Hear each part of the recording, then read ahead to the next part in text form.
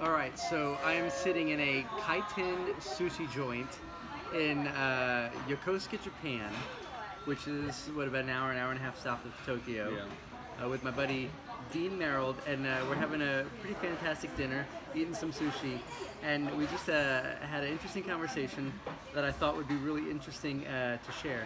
And it's simply that Dean started playing bass at 26 years old. Yeah. Normally people start playing an instrument at 12 or 13 and whatnot. So professional musician picked up the bass for the first time at 26, and the story is quite interesting. So tell the story about that. So I was living in Fujiyoshida, which is at the base of Mount Fuji, and a friend of mine, Scott, from Brooklyn, had a band and needed a bass player. And he knew that I had experimented with guitar a little bit, played a little guitar. So he said, "Oh, surely you can play the bass, right? If you can play guitar." Yeah, because it's the same. Yeah. So I said, "I don't know. I'll give it a try." He said, "No pressure. Just casually learn to play the bass. We'll work on some songs. We'll be a band. We'll take on the world." So I got a bass. And we were working on like Green Day and some old Black Sabbath War Pigs and some Doors tunes and Black Sabbath is a typical first. I think that's the first stuff I learned too. Yeah, because this is fairly simple. Yeah, Peace Frog, is that the Doors tune? What's it do? I don't know. Anyway, we did a Doors tune and we did a Rage Against the Machine tune. I don't know. Anyway, it was, but we were American, so people automatically thought, "Oh, these guys must be awesome." Sure. But anyway, so I played in this band. We did some local festivals, and I'm sure I sounded absolutely horrible. But anyway, that was my start. And while living in Fujiyoshida, we played one festival, and the headlining group was a bunch of local session guys, Japanese guys. Sure.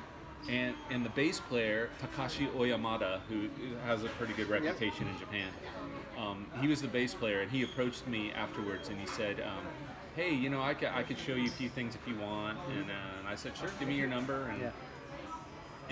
So I took his number. But the interesting part of the story, though, is what you were telling me about how you saw him. So we exchanged numbers, and then I stayed to watch his set. Okay, yeah. Right, and then this is where my whole life changed. Okay, yeah. So I'm sitting there, and they started playing, and I think it was the first song.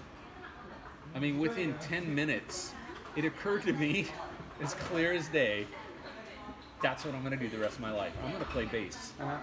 It was there, just clear as day. It's almost like there was a spotlight on him that only I could see. So a little background. Dean had his bachelor's degree in Japanese studies. Japanese language.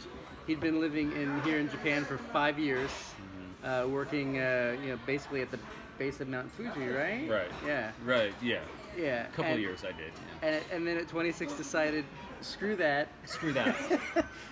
I'm gonna start all over and get into music. Yeah. And it's worked out why not? awesome. It's a natural decision, yeah, right? Of course.